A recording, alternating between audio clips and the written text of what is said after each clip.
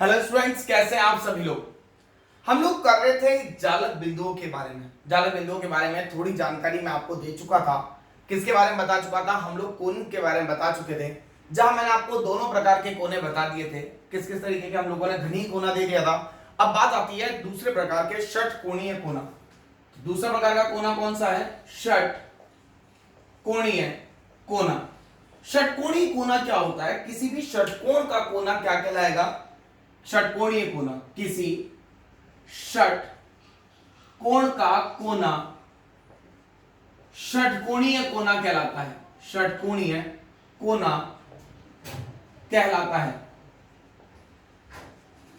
अब षटकोणीय कोने को कैसे हम लोग वॉच करेंगे? यहां से देखते हैं। जैसे ये हमारा है षटकोण, बचपन में पढ़ा होगा ष से षटकोण, इस तरीके से ये है। तो ये क्या होगा? षटकोणीय कोना। अगर मैं इसको ढंग से देखूं तो अगर मेरे पास षटकोण अगर 2D में देखूं तो कुछ ऐसे होंगे जैसे हम लोगों ने वहां घनी बनाए थे। ये सारे षटकोण हैं। इनमें से ये कोई भाग, ये क्या है? ये षटकोणीय कोने हैं सारे। इनमें से एक को अगर मैं मैग्नीफाई करूं तो कुछ इस तरीके से आएगा मेरा। ये षटकोणीय कोने को बता रहा है। कितने से डिवाइड हो रहा है भाई? 1 2 और 3, 1 2 और 3 भागों से। 3 भागों से क्या? आधा। तो पूरा कितने से? 6 भागों से। कैसे देखेंगे? ये हमारे पास षटकोणीय कोना, यहां परमाणु क्लियर है। और वही चीज हम लोग ऊपर से भी देख रहे थे। एक भाग, ये जो भाग है ये कितना है? 1/6, क्योंकि आधे का 1/3 तो पूरे का 1/6 भाग ये प्रदर्शित करेगा। तो अब हम लोग कह सकते हैं षटकोण में एक षटकोणीय कोना, षटकोणीय कोना कितनी एकक कोष्ठिका मतलब 6 एकक कोष्ठिका से विभाजित होता है। क्लियर है? या फिर 6 एकक कोष्ठिका का बराबर कितना? एक कोना। तो एक एकक कोष्ठिका के पास कितना है? एक एकक कोष्ठिका के बराबर कितना आ गया? 1/6 भाग। तो षटकोणीय कोने का अगर हम लोग बात करें, अगर हम लोग देखें षटकोणीय कोने का सहभाजित भाग कितना है? 1/6। षटकोणीय कोने का सहभाजित भाग कितना है? 1/6। इस चीज का पॉइंट को ध्यान रखेंगे। कल हम लोगों ने घनी कोना देखा था। घनी कोने के बाद आज षटकोणीय कोना। षटकोणीय कोना किसे कहते हैं? षटकोण का कोना क्या कहलाएगा? षटकोणीय कोना कहलाएगा। जहां पर आप यहां से पॉइंट्स देख सकते हैं। ध्यान यहां से देखेंगे कि 2D में हम लोगों ने इसको मैग्नीफाई करके देखा कि किस तरीके से हम लोग षटकोणीय कोने को लेते हैं। षटकोणीय कोने को लेने के बाद हम लोगों ने इसको 3D ज्योमेट्री में देखा। तो ये परमाणु का भाग कितना है? आधा। आधा परमाणु इसके ऊपर होगा। जब आधा भाग 1/3 दिखाई दे रहा है तो पूरा भाग किससे होगा?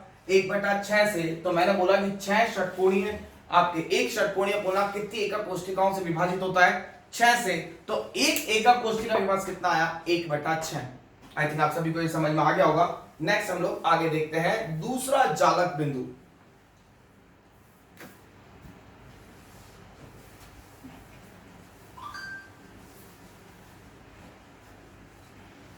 दूसरे जालक बिंदु की बात करें तो दूसरा जालक बिंदु आता है फलक केंद्र।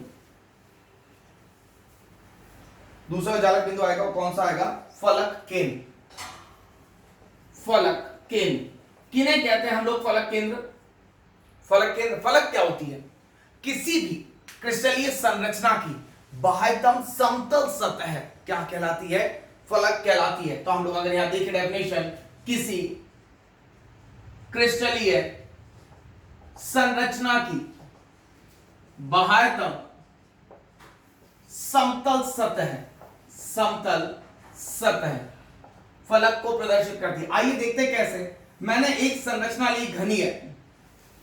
एक संरचना ले ली हम लोगों ने, घनी है। अगर मैं घनीय संरचना को देखूं तो मेरे पास ये क्या है? मैं आपको ब्लू कलर से बताता हूं कि कैसे हम लोग, ये जो है ये मेरे क्या है? फलक हैं। ये फलक, ये फलक, ये फलक, ये फलक, मतलब ये आपके कमरे की सारी दीवारें, 4 और एक छत और एक, ये सब क्या है? फलक है। तो ये किसको बताती है? फलक।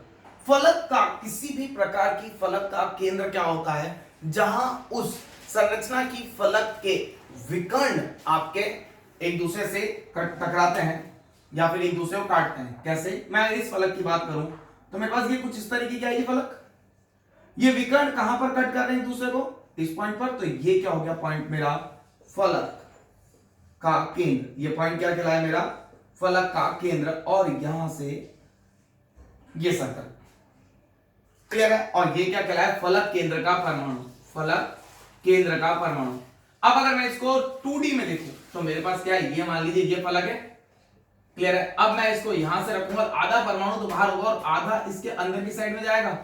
अरे भाई आधा परमाणु बाहर और आधा कहां चला जाएगा, अंदर की साइड में। या फिर अगर मैं बात करूं तो मैं इस दीवार पर अगर कुछ रखता हूं तो इस दीवार में परमाणु का केंद्र, अरे फलक का केंद्र कहां होगा, इस दीवार के केंद्र में।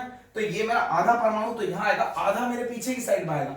जब आधा इधर और आधा उधर, तो मतलब अगर आप देखेंगे तो अगर इस डायग्राम में बताऊं तो आधा ही यहां बाहर रहेगा और आधा कहां रहेगा, अंदर की साइड में, क्योंकि ये केंद्र है मेरा फलक का। Is it clear? ये फलक का केंद्र आपका आएगा 3D में। तो ये चीज अगर हम लोग देखें तो एक फलक केंद्र कितने से विभाजित है, 2 एकक कोष्ठिका से। कितने से विभाजित है, 2 एकक। तो एक एकक कोष्ठिका की अगर हम लोग बात करें तो कितना, 1/2। तो मतलब फलक केंद्र का सहभाजन कितना आ गया आपके पास, 1/2। कितनी फलकें होती है, जैसे अगर हम लोग बात करें तो घन में कितनी फलक है, 6 फलक है। षटकोण की बात करें तो षटकोण में अगर हम लोग देखेंगे तो षटकोण में कितनी फलकें आती हैं, तो आप अगर यहां से ऑब्जर्व करेंगे तो आपको दिखेगा कि ये सारी फलकें, बट नहीं, षटकोण में एक ऊपरी फलक और एक निचली फलक, सिर्फ यही 2 फलक ली जाती हैं। एक ये फलक होगी और एक ये फलक, तो मतलब टोटल फलकें कितनी होती है षटकोण में, 2। इस तरीके से हम लोग काम करेंगे, घन में 6 फलक, षटकोण में 2 फलक। तो यहीं से ही क्वेश्चन हमारे पास उठ के आते हैं कि फलक केंद्र का परमाणु कहां पर है, फलक पर है। फलक पर परमाणु कितने से विभाजित हो रहा है, 2 एकक कोष्ठिकाओं से। सिंपल सा एग्जांपल मैंने दिया, यहां परमाणु रखता हूं तो आधा इधर आएगा और आधा पीछे की साइड जाएगा, मतलब 2 कमरे वो बल्ब वाला सीन हो गया। कितने से विभाजित हो रहा है, 2 से। जब 2 से विभाजित हो रहा है तो कितना हो गया, 1/2। नेक्स्ट पॉइंट की अगर हम लोग बात करें इसके,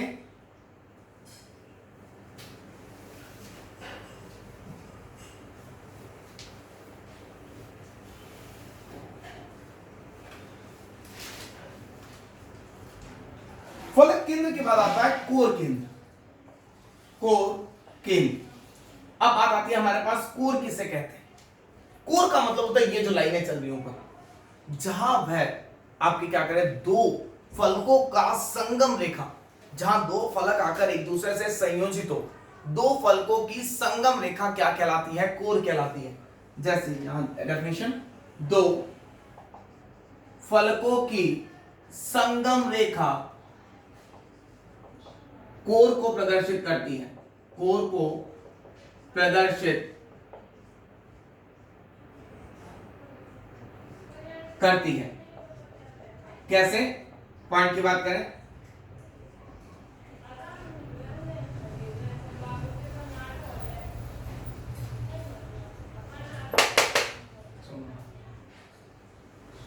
अगर बात करें तो यहां से देखते हैं, ये लाइन आएगी आपके पास। तो ये क्या कर रही है, एक तो मैं आपको बताता हूं कौन कौन सी फलक को केंद्रित कर रही है। अरे यार, ठीक है कि नहीं, देखिए अगर एक इस फलक को और एक इस फलक को, इन दोनों को फलक को केंद्रित कर रही है, तो ये क्या कहलाती है आपके, कोर।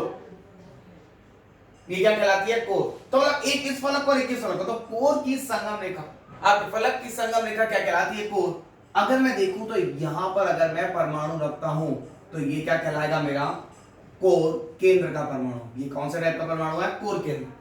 कोर केंद्र की बात करें तो कितने से विभाजित होता है ये देखते हैं हम लोग। तो अगर मैंने यहां परमाणु रखा तो यहां से देखते हैं कि ये क्या कर रहा है कि एक परमाणु यहां, मैं इस कमरे के तरीके से ही बता देता हूं आपको। मैंने अगर इस कोर पे परमाणु रखा तो एक कमरा ये, एक कमरा पीछे वाला और 2 कमरे ऊपर वाले, जस्ट इससे ऊपर, क्योंकि मेरे परमाणु का केंद्र इसके केंद्र में आना चाहिए। तो ये क्या हो गया, आपके 4 एकक कोष्ठिकाओं से विभाजित हो जाएगा। मतलब एक कोर केंद्र आपके कितने से विभाजित होगा, एक कोर केंद्र कितने से विभाजित होता है, 4 एकक कोष्ठिकाओं से, 4 एकक कोष्ठिका से। तो एक एकक कोष्ठिका का बराबर 1/4 फलक केंद्र के परमाणु। क्लियर है? नेक्स्ट और लास्ट आता है आपका काय केंद्र। चौथा जालक बिंदु जो आपके आएगा वो क्या आएगा, काय केंद्र। कैसे हम लोग परिभाषित करते हैं अब उसको भी देख लेते हैं।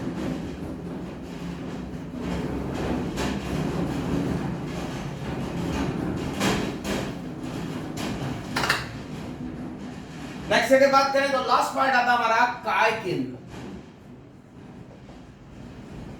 किसी क्रिस्टलीय संरचना का केंद्र क्या कहलाता है, काय केंद्र कहलाता है। देखते कैसे, किसी क्रिस्टलीय संरचना का केंद्र काय केंद्र कहलाता है, काय केंद्र कहलाता है। कैसे, किसी क्रिस्टलीय संरचना का केंद्र क्या कहलाएगा आपका, काय केंद्र। किस तरीके से हम लोग बात करेंगे, एक इंपॉर्टेंट पॉइंट इसका ध्यान रखेंगे कि काय केंद्र विपरीत जालक बिंदुओं से समान दूरी पर होता है। काय केंद्र विपरीत जालक बिंदुओं से समान दूरी पर होता है। आइए देखते हैं कैसे, इस पॉइंट को लिख देते हैं, काय केंद्र विपरीत जालक बिंदुओं से समान दूरी पर होता है, समान दूरी पर होता है।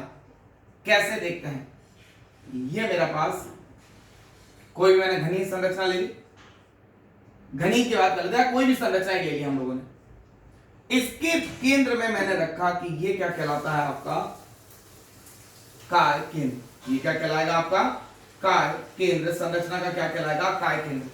अगर मैं बात करूं तो अगर ऊपर वाली फलक से ये x दूरी पर है तो नीचे वाली फलक से भी कितना होगा, x दूरी पर ही होगा।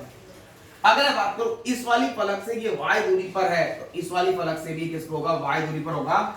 x हमेशा x के बराबर होगा, बट x में भी इक्वल टू y और x इक्वल नहीं भी हो सकता है, ये वो दोनों संभव है। अगर बात करें इस कोने की तो इसका विपरीत क्या चल रहा है, ये चल रहा था, इससे अगर ये z दूरी पर है तो इससे भी कितनी दूरी पर होगा, z।